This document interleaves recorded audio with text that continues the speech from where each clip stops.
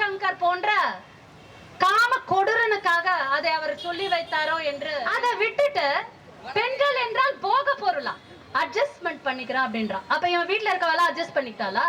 உனக்கு தெரியுமா, தமிழ்நாட்டுல வானதி ஸ்ரீனிவாசன் ஒருத்தவங்க இருக்காங்க.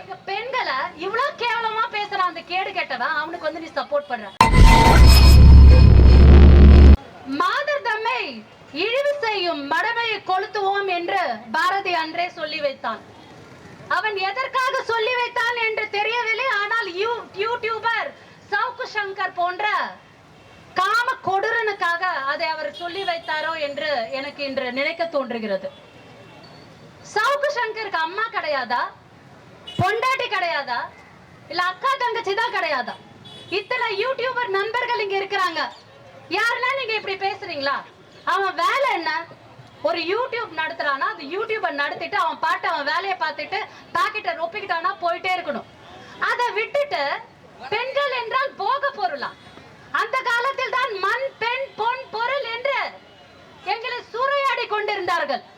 மன்னர்கள் எல்லாம் பெரும் ஆட்சி செய்து வைத்து ஏதோ கபலீகரம் செய்தது போல அவர்கள் ஒரு மண்ணை போய் அபகரிக்கும் போது பெண்களையும் அபகரித்துக் கொள்வார்கள், ஒருத்த பொண்டாட்டியும் அபகரித்துக் கொள்வார்கள். அப்படிப்பட்ட சூழலா இங்கு நிலவுகிறது. நாங்கள் விண்வெளியில் ஆட்சி செய்கிறோம்.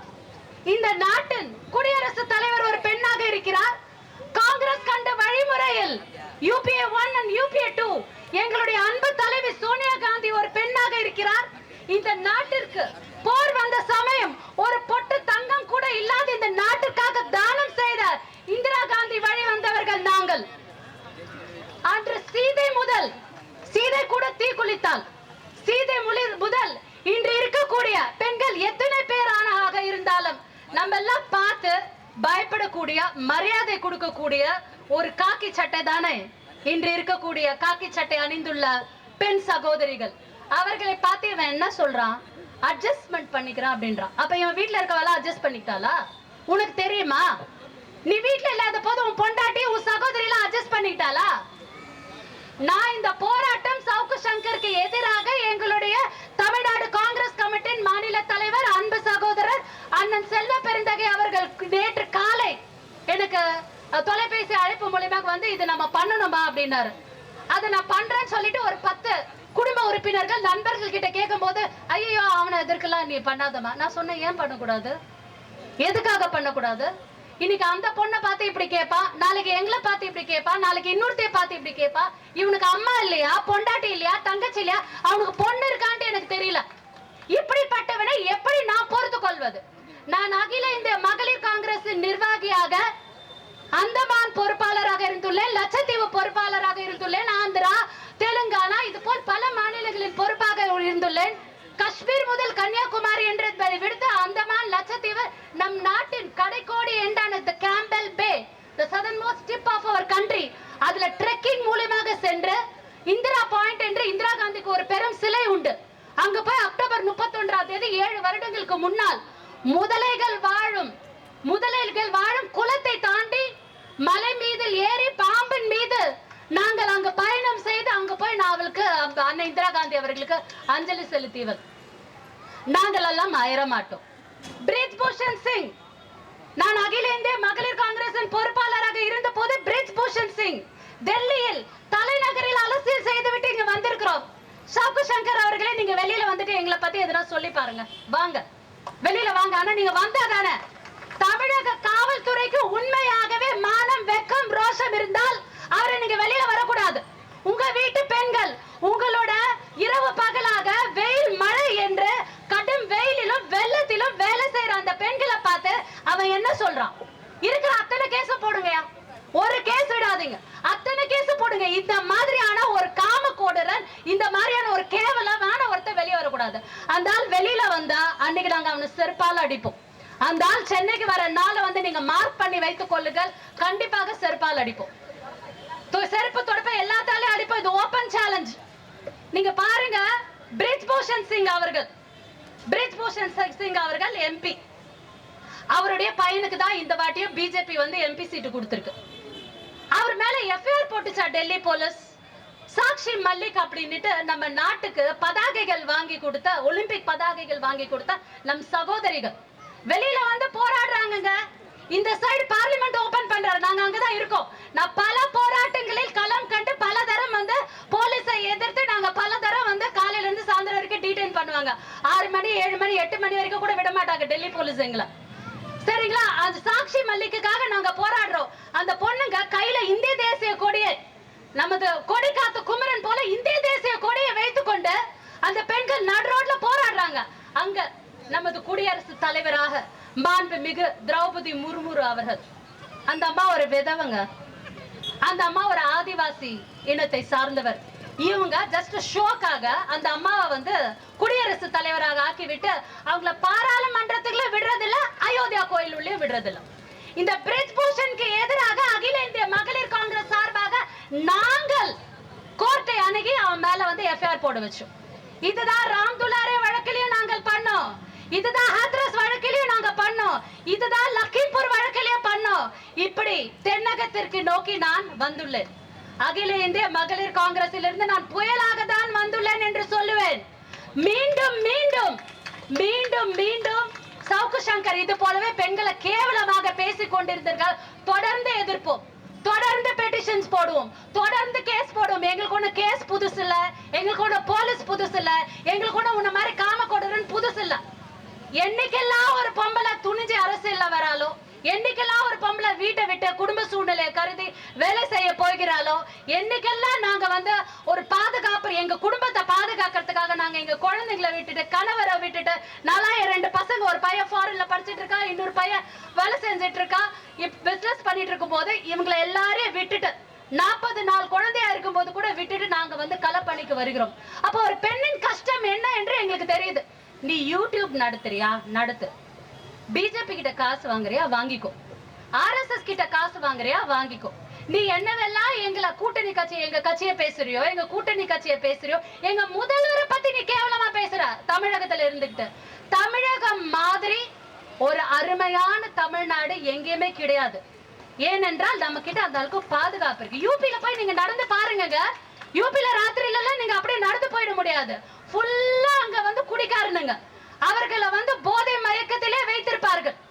ஆர்எஸ்எஸ் வந்து ஒருத்தர் வீட்டை அப்ரோச் பண்ணிடுவோம். டீ கடையில போயிட்டு ஆர்எஸ்எஸ் ஒரு வீட்டுல இருக்கக்கூடிய பையனுங்களையும் 8th standard 9th standard 10th standard படிக்கிற பசங்களை பையனுங்களை கேப்சர் பண்ணிடும். அவனுங்களுக்கு ஃபர்ஸ்ட்ல இருந்தே சொல்லுவாங்க, பொம்பளைனா படிக்க கூடாது, அவளுக்கு சீக்கிரமா கல்யாணம் பண்ணி கொடுத்துடணும், அவ இப்படிதான், அவ சமைக்கதான் லாய்க்கு அப்படின்ட்டு முதல்ல இருந்தே நீங்க ஆர்எஸ்எஸ் சித்தாந்தத்தை தூண்டி அங்க வளர்க்குறீங்க. இங்க அப்படி வளர்க்குறோமா நம்ம பெண்களை? சொல்லுங்க. தமிழ்நாட்டுல அப்படிப்பட்ட சூழ்நிலை இருக்கா? அங்க கத்திரிக்காவை சுட்டு பிசைஞ்சு உப்பு போட்டு சப்பாத்தி தொட்டு தின்றீங்க. நாங்க இங்க நல்லா கறி சோறு, மீன் சோறு எல்லாமே சாப்பிடுறோம். நாங்க நல்லா இங்க காய்கறிகளும் வளமான நாடாக தான் எங்கள் நாடு இருந்து கொண்டிருக்கிறது.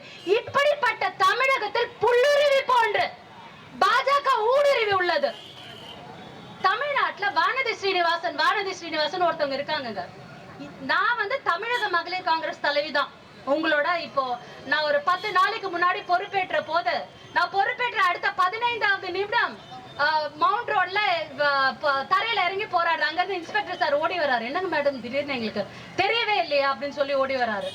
பொறுப்பேற்ற அடுத்த 15வது நிமிடம் வந்து நான் போராடியவர். ஆனா இந்த வானதி ஸ்ரீனிவாசன் அகில இந்திய பாரதிய ஜனதா பார்ட்டியின், அதாவது பிஜேபியின் அகில இந்திய மகளிர் தலைவியாக இருக்கிறார். Not a state president, she is a national president. அந்த அம்மா சொல்லுது, நேத்து பிரஸ் மீட்டிங்ல நான் பார்த்தேன், சவுக்கு சங்கருக்கு மேல உங்களுக்கு என்னங்க அவ்வளவு காண்ட் அப்படின்னு. சவுக்கு சங்கர் மேல உங்களுக்கு என்ன அவ்வளவு வெறுப்புங்குது? இதுல கட்சி சம்பந்தப்பட்டிருக்காங்க, நாங்க கட்சிக்காக வந்து போராடிட்டு இருக்கோமா? எனக்கு உண்மையாவே லிட்டரலி ஷாக்கிங்க. நான் பதவி ஏற்றதுக்கு அப்புறமா இது வந்து எனக்கு ஒரு லிட்டரலி ஷாக்கிங் நியூஸ். இல்லனா நான் ஒரு ப்ராப்பரா ஒரு 3 months போல ப்ராப்பரா எல்லாமே ஸ்டெபிலைஸ் பண்ணிட்டு செட்டில் ஆயிட்டு தான் நான் முதல் போராட்டமே நல்ல பெரிய போராட்டமா பண்ணணும்னு தான் டிசைட் பண்ணிருந்தேன். பட் இந்த மாதிரி ஒரு விஷயத்துல கூட நாங்க ரியாக்ட் பண்ணலனா நாங்க உங்க மகளிர் தலைவியா இருக்கிறதுல எனக்கு வந்து வெக்கமா இருக்கு. அந்த அம்மா சொல்லுது, சவுக்கு சங்கர் என்னங்க பண்ணிட்டாருன்ட்டு. ஏமா நீ மகளிர்ல அகில இந்திய மகளிர்ல தலைவியா இருக்க, பாஜக போன்ற ஒரு தேசிய கட்சி ஆளும் கட்சியில தலைவியா இருக்க. மணிப்பூர்ல பொம்பளைங்க புடவைய உருட்டி ரோடா இழுத்துட்டு போய் அவளுங்களை கேங் ரேப் பண்ணும் போது நீ வாயை திறக்கலாம். விலைவாசி உயர்ந்தப்போ நீ வாய திறக்கல. எங்க தமிழ்நாட்டு பெண்களை எங்களோட காவல் தெய்வங்களா, காவலர்கள் எல்லாம் ஊர்ல காவல் தெய்வங்கள் தானே சொல்லுவோம். இப்ப காவல் தெய்வங்கள் எல்லாம் இருக்கா. எங்க பெண்களை இவ்வளவு கேவலமா பேசுறான் அந்த கேடு கெட்டவன், அவனுக்கு வந்து நீ சப்போர்ட் பண்ற. அடுத்தது எடப்பாடியோட எக்ஸ் வலைதளத்தை நீங்க யாரா ஓபன் பண்ணி பாத்தீங்களா? அந்த ஆள் அப்படி சொல்றாங்க, வல்லவன்றா சவுக்கு சங்கர, நல்லவன்றா, விட்டா அவனுக்கு கோவில் கட்டி கும்பிடுவான். அந்த அளவுக்கு சவுக்கு சங்கர இங்க எதிர்கட்சிகள் வந்து ஏன் இப்படி அவனுக்கு துதிப்பாடுது? எதுக்காக துதிப்பாடுது? ஏன்? அரசியல் லாபம்னா நீ அரசியல் லாபம் பண்ணிட்டு போ, நாங்க தயாரா இருக்கோம் உன்னோட போராட. அரசியல் இருக்க பெண்களை பத்தி நீ பேசினா செருப்பு கட்டி அடிப்போம், நாங்க ரெடியா இருக்கோம் உன்னை எதிர்த்து நாங்க போராடுறதுக்கு. ஆனா நீ என்ன பண்ற? பாவம், ஒரு 25,000 சம்பளத்துக்கு 30,000 சம்பளத்துக்கு வீடை விட்டு நடு ரோட்ல இன்னைக்கு நம்ம எல்லாம் இங்க நின்று இருக்கோம். இன்னைக்கு எத்தனை பெண் காவலாளிகள் அவங்க கால் கடுக்க நின்றுட்டு இருக்காங்க. நீங்களாம் மெதுவா வரீங்க, 4 மணிக்கு போராட்டம்னு சொன்னாங்க, நான் 2 மணில இருந்து இங்கதான் இருக்கேன். நீங்களாம் மெதுவா வரீங்க, அது வரைக்கும் அவங்க இருந்துட்டு இருக்காங்க. இன்ஸ்பெக்டர் என்ன கால் பண்ணி சொல்றாரு, மேடம் ஒரு 6 மணிக்கு முடிச்சிருங்க மேடம், அடுத்த பந்தோபஸ்துக்கு போனோம் அவங்க அப்படின்னு சொல்றாரு. சோ அந்த அளவுக்கு நம்ம ஒரு இடத்துல போய் நம்ம ஒரு வேலை செய்யறோம், போராடுறோம்னா நமக்கு முன்னாடி நிக்கிறார்கள் இந்த பெண்கள். இப்படி காக்கி உடை அணிந்து நம்மளே காக்கக்கூடிய பெண்களை கூட இவன் இப்படி பேசிட்டு போறானா? நம்மளாம் எதுக்காக அரசியல் கட்சியில இருக்கோம்? எதுக்காக அதுக்கு ஒரு மகளிர் விங்க? எதுக்காக நம்ம போராடாம இருக்கோம்? அப்படின்னா நம்ம போராடித்தான் ஆகணும். நான் மாவட்ட அளவுல இனிமேல்ட்டும் சவுக்கு சங்கருக்கு ஒரு கடுமையான தண்டனை கிடைக்கலனா எனக்கு தமிழக காவல்துறை மேல அறுதியான ஒரு நம்பிக்கை உள்ளது. நீங்க அவனை வெளியவே விடக்கூடாது, பெயிலே கிடைக்க கூடாது. 1000 கேஸ் போடுங்க, ஒரு ஸ்டேஷன்ல இருந்து போடுங்க, ஒரு மாவட்டத்துல இருந்து போடுங்க. நாங்க அப்படிதான் பண்ணோம். பிரஜ்வல் ரேவண்ணா இஷ்யூல இப்போ ஆல் இந்தியா மಹಿಳಾ காங்கிரஸ் மூலமா NCW-க்கு நாங்க வந்து அப்பீல் பண்ணிருக்கோம். இந்தியா முழுக்க நேற்றைய முன்தினமும் நான் பர்சனலா திருச்சி அண்ட் புதுக்கோட்டை மாவட்ட ஆட்சியரை சந்திச்சு கம்ப்ளைண்ட் கொடுத்திருக்கேன். மாவட்ட ரீதியாக பிரஜ்வல் ரேவண்ணா மேல நாங்க கம்ப்ளைண்ட் கொடுத்திருக்கோம். ஒரு கம்ப்ளைண்ட் நாம வெளிய மாதிரி வர மாதிரி இருந்தா இன்னொரு கம்ப்ளைண்ட் நாம வெளிய உள்ள போனோம். முசிறியில ஒரு பெண் யாஸ்மின் அப்படிங்கிற ஒரு பெண் காவலாளி நேத்து போய் கம்ப்ளைண்ட் கொடுத்திருக்காங்க. ஏன் சென்னையில இருந்து கொடுக்க மாட்டேன்றீங்க? கொடுக்கணும் இல்லையா? பார்த்துட்டே இருப்போமா? நாமெல்லாம் காவல் காக்கிறவர்கள். நம்மளே வந்து if we are not taking the support of constitution and law, அப்புறம் மக்களுக்கு எப்படி லா மேல நம்பிக்கை வரும்? மக்களுக்கு எப்படி கோர்ட் மேல நம்பிக்கை வரும்? மக்களுக்கு எப்படி லீகல் சிஸ்டம் மேல நம்பிக்கை வரும்? உங்களை நம்பி ஒரு பாலியல் பலாத்காரம் செய்த பெண் உங்ககிட்ட வந்து ஒரு கம்ப்ளைண்ட் கொடுப்பாளா? உங்களுக்கு எடுக்கப்பட்டிருக்க அநீதிக்கு எதிராக நீங்க யாரும் ஏன் போராட மாட்டேன்றீங்க? ரோட்ல வந்தா போராட சொல்றோம், நீங்க போய் கம்ப்ளைண்ட் கொடுங்க. மாவட்ட வாரியாக கம்ப்ளைண்ட் கொடுங்க. 4 போலீஸ் பெண்கள் 4 இன்ஸ்பெக்டர் சேர்ந்து உங்களால கம்ப்ளைண்ட் கொடுக்க முடியாது. வெளியே வரக்கூடாது. அந்த மாதிரியான கம்ப்ளைண்ட் நீங்க கொடுக்கணும். அதே மீறி அவன் வெளியே வந்தால் அரசியல் கட்சிகள் அத்தனை இறங்கி போராடும். பாஜக மாதிரி கட்சி எல்லாம் போராடுதுங்க. மத்தவங்கள பத்தி எனக்கு தெரியாதுங்க, நான் போராடுவேன். பாஜக மாதிரி கட்சியோட தேசிய தலைவி இங்க உட்கார்ந்துகிட்டு விலைவாசி உயர்வை பத்தியும் ஒண்ணு சொல்றது இல்ல.